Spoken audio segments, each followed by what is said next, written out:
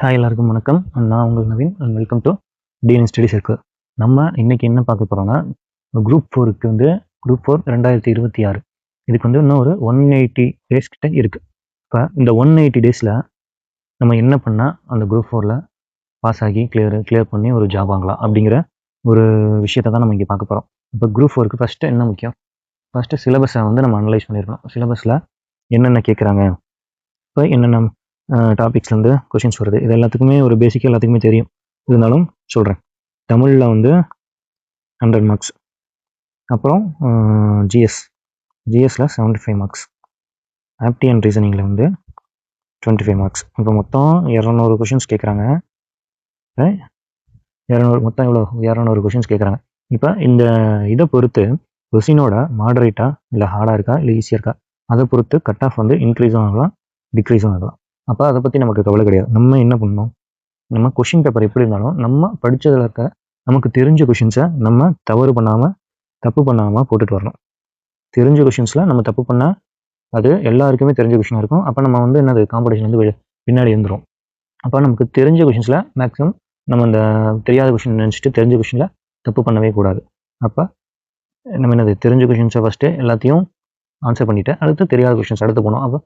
அப்போ option elimination method இல்லை நம்ம படித்ததை வச்சு புரிஞ்சு என்ன வருமோ அதுக்கு ரிலேட்டடான ஒரு ஆப்ஷன்ஸை அந்த மாதிரி போட்டுட்டு வரலாம். தெரியாத கொஷின்ஸ்க்கு ஏதோ உங்கள் இன்ஸ்டிங்க்டில் தோன்றதா ஏதோ ஒன்று போட்டுட்டு வரலாம். அப்போ நம்ம எங்கே இப்போ தெரிஞ்ச கொஷின்ஸில் நம்ம தப்பு பண்ணாமல் இருந்தாலே நம்ம கண்டிப்பாக என்னது இந்த கட் ஆஃப் ரேஞ்சை கிளியர் பண்ணிடலாம்.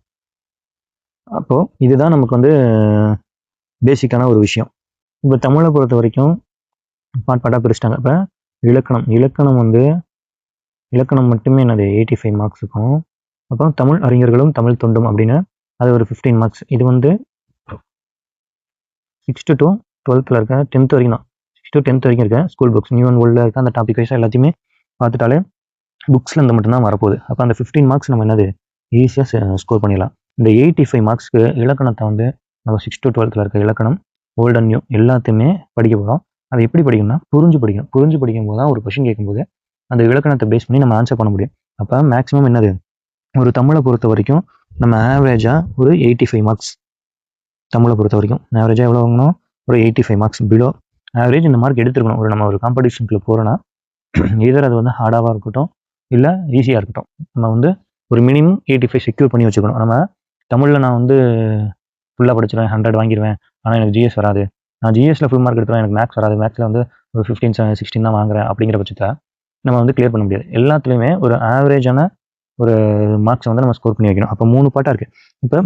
இப்போது இது மினிமம், இது மேக்ஸிமம் நம்ம வந்து எவ்வளோ மார்க்ஸ் தமிழில் மினிமம் ஒரு 85 எடுக்கணும், அடுத்து மேக்ஸிமம் 90 எடுக்கலாம்.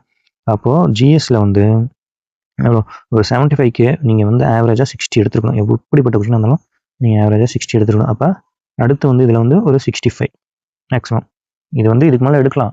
இப்போ நீங்கள் வந்து இந்த கொஷின்ஸை வந்து நீங்கள் கரெக்டாக இவ்வளோது நீங்கள் ஒரு காம்படிஷனுக்குள்ளே இந்த இடத்துல போய் ஜாப் வாங்கும்போது இந்த மினிமம் இவ்வளோ மார்க்ஸாக தேவைப்படும். அடுத்த ஆப்டியில் ஆவரேஜ் 20க்கு கீழே வந்துட்டாலே நீங்கள் வந்து டவுட் தான் இந்த காம்படிஷனில் இருக்கீங்களா இல்லையா. ஆனால் 20 கண்டிப்பாக 20 அண்ட் எபோவ் வாங்கியே ஆகணும்.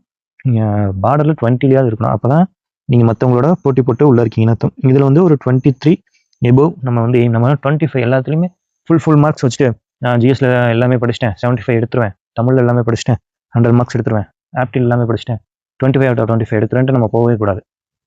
கொஷின் ஈஸியாக இருந்துச்சுன்னா ஓகே, 25 கொஷின்ஸும் உங்களுக்கு தெரிஞ்சிச்சுன்னா அப்போ பிரச்சனை கிடையாது, நீங்கள் 25 மார்க்ஸ் வந்து எடுத்துடலாம். இப்போ நம்ம ஒரு இதில் போவோம், ஒரே ஒரு கொஷின் நமக்கு தெரியாமல் இருக்கும், அந்த பதட்டத்தில் அந்த கொஷினில் வந்து நம்ம ஒரு 10 minutes to 15 minutes செலவு பண்ணிவிட்டு இங்கிட்டு தெரிஞ்ச கொஷினுக்கு வரும்போது எல்லாம் தெரிஞ்ச கொஷினாக இருக்கும்.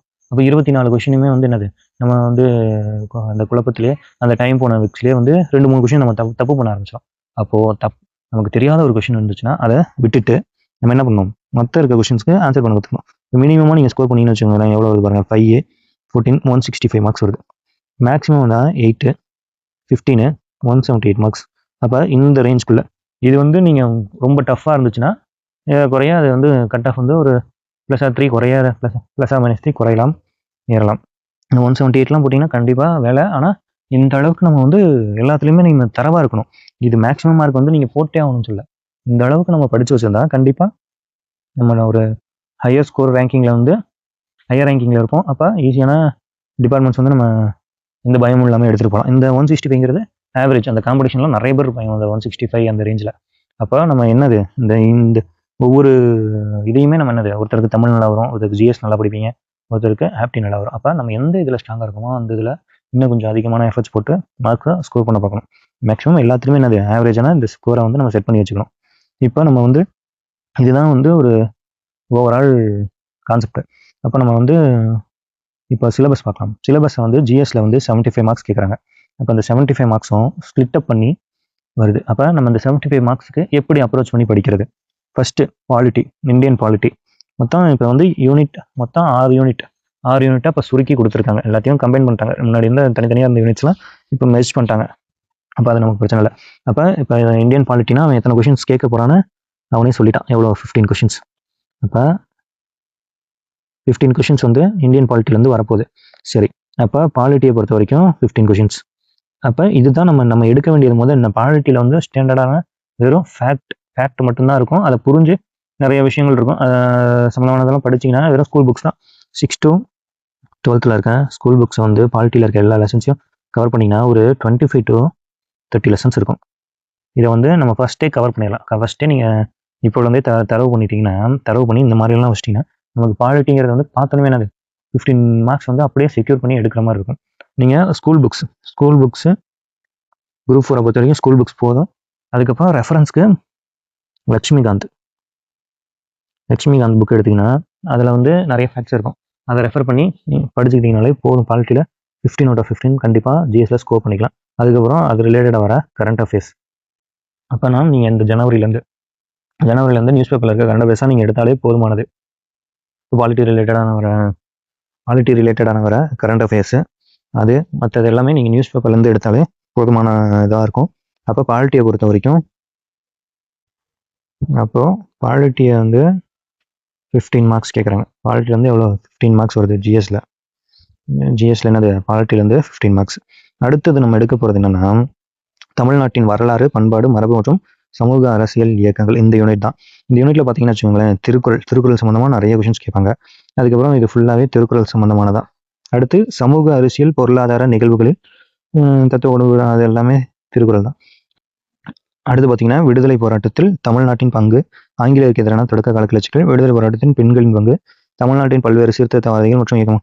இதெல்லாமே வந்து ஸ்கூல் புக்ஸில் 6th to 12th இருக்க ஸ்கூல் புக்ஸில் இருக்க எல்லா டாபிக்ஸுமே ஸ்கூல் புக்கில் இருக்குது. அது எல்லாம் நீங்கள் ஒன்ஸ் எல்லாமே ஃபுல் அண்ட் ஃபுல் ரீட் பண்ணிவிட்டு அதுக்கப்புறம் கா வெங்கடேசனோட புக்ஸில் இருக்க இந்த டாபிக்ஸ் வைஸ் இருக்க புக்ஸில் இம்பார்ட்டன்ட் ஃபேக்ட் மட்டும் அப்படியே ரெஃபரன்ஸாக எடுத்து ஒரு நோட்ஸ் மாதிரி எடுத்து வச்சு படிச்சிட்டிங்கனாலே இதில் இருக்க அந்த 20 மார்க்ஸ்க்கு கண்டிப்பாக மேக்ஸிமம் 17 above நம்ம வந்து போதுமான அளவு போட்டுக்கலாம். நம்ம வந்து எப்போ ஃபுல் அண்ட் ஃபுல் ஹைலே 20 எடுத்தே ஆகணும், 20 பாலிட்டியில் 15 எடுத்து அந்த மைண்ட் செட் வச்சுக்கிட்டிங்கன்னா நம்ம அது எடுக்க முடியாத பட்சத்தில் அதுலேயே நம்ம இது பண்ணிட்டு இருப்போம். அப்போ நமக்கு என்ன தேவை? ஒரு வேலை வாங்கணும், அதுக்கு ஆவரேஜாக அவ்வளோ ஸ்கோர் எடுக்கணும். அப்படிங்கிற பட்சத்தில் நம்ம மேக்ஸிமம் எவ்வளோ எடுக்க முடியுமோ அதை எடுத்து ஆவரேஜாக எல்லா சப்ஜெக்ட்லையும் எல்லா டாபிக்ஸ்லையும் எடுத்து வரும்போது கண்டிப்பாக நம்ம என்னது அந்த கட் ஆஃபை ரீச் பண்ணிடுவோம்.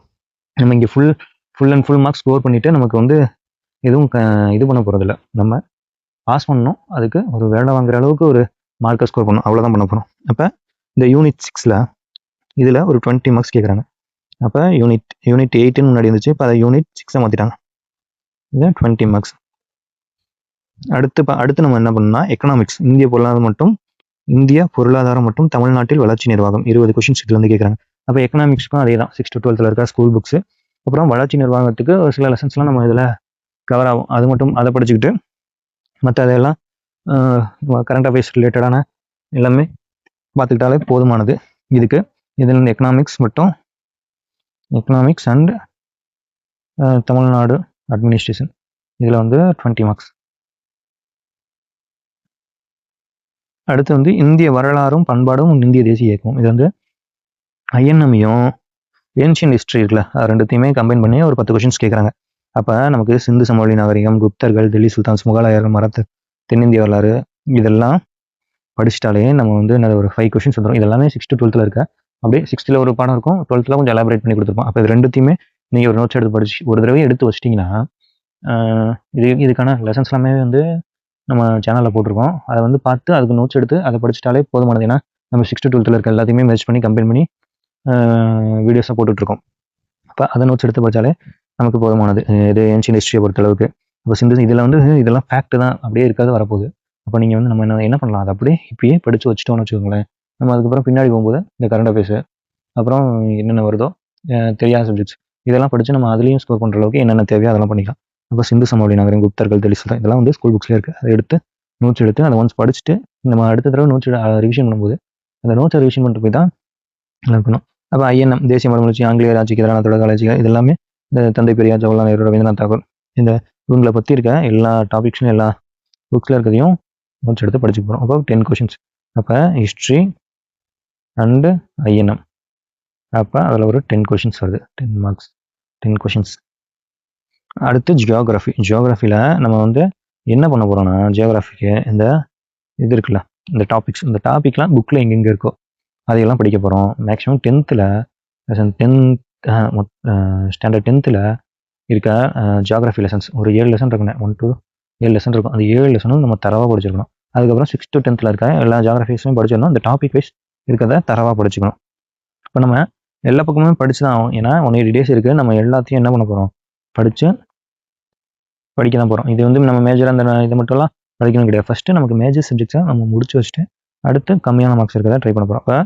இப்போ சயின்ஸ் பொறுத்த வரைக்கும் நம்ம இதை ஃபுல்லாக இப்படி படிச்சுட்டு வேணாம், இந்த டாபிக்ஸை மட்டும் இங்கங்கே படிச்சுட்டு ஃபுல் அண்ட் ஃபுல் நம்ம படிக்கிற பிஒய்க்கு எடுத்துக்கோங்க. பிஒய்க்குள்ள என்னென்ன மாதிரியான கொஷின்ஸ், ஒரு 5 வருஷம் பிஒய்க்கு கொஷின்ஸ் எடுத்துக்கிட்டு பிஒய்க்கு கொஷின்ஸ் சயின்ஸுக்கு மட்டும் பிஒய்க்கு கொஷின்ஸ், ஏன்னா இந்த 5 கொஷின்ஸ் கவர் பண்ணும்போது நம்ம மேஜர் சப்ஜெக்ட்ஸ் வந்து படிச்சுட்டு அதில் மார்க்ஸ் ஸ்பெண்ட் பண்ணிடலாம். இருந்தாலும் இந்த 5 கொஷின்ஸில் நம்ம ஒரு கெஸ்ஸிங்லேயோ இல்லை நம்ம இந்த பிஒய்க்குலையோ கேட்டது ரிப்பீட்டட் ஆகும்போது ஒரு 2லேருந்து ஒரு 3 மார்க் நம்ம இங்கே எடுக்கும் பட்சத்தில் நம்மளோட ஸ்கோர் தான் இன்க்ரீஸ் ஆகும். அப்போ இதனால் எந்த பிரச்சனையும் கிடையாது. நம்ம பிஒய்க்கு கண்டிப்பாக கட்டாயமாக படிச்சுட்டு தான் போய் ஆகணும்.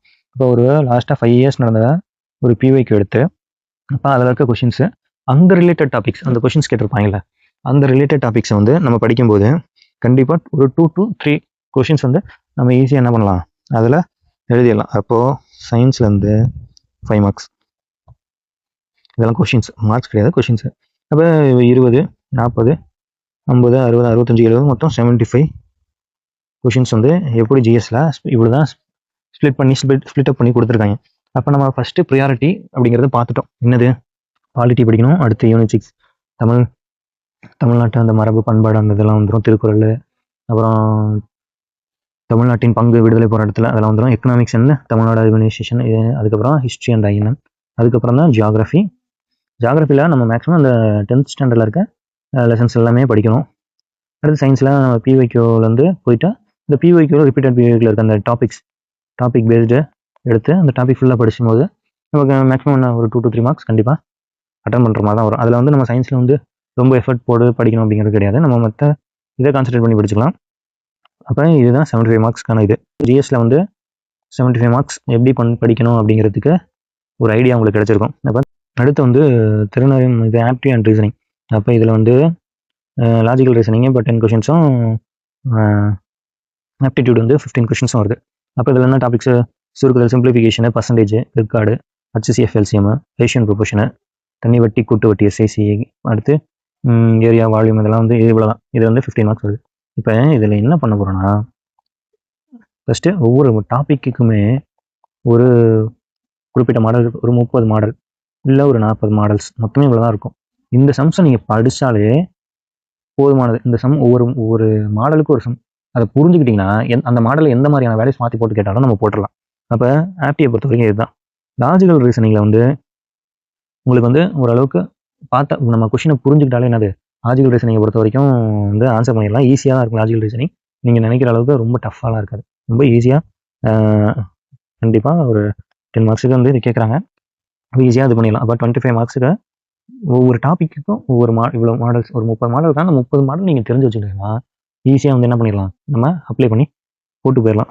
அது அவ்வளோ இதெல்லாம் இருக்காது. மினிமம் உங்களுக்கு ஒரு எக்ஸாம் அப்ரோச் பண்ணுறீங்கன்னா ஒரு 15 கொஷின்ஸ் வந்து நீங்கள் போய் உட்காந்து ஒரு 100 நாளைக்கு 150 நாளைக்கு நீங்கள் ப்ராக்டிஸ் பண்ணுறீங்கன்னு வச்சுக்கோங்க. மேக்ஸை போட்டு இந்த இதை ப்ராக்டிஸ் பண்ணுறீங்கன்னா போய் ஒரு எக்ஸாமில் உட்காந்தீங்கன்னா ஒரு 15 கொஷின்ஸ் அப்படியே நீங்கள் உட்காரும் போது அப்படியே அது தானாக வந்து வந்துடும் ஆன்சர். அதை நீங்கள் கஷ்டப்படணும் இல்லை.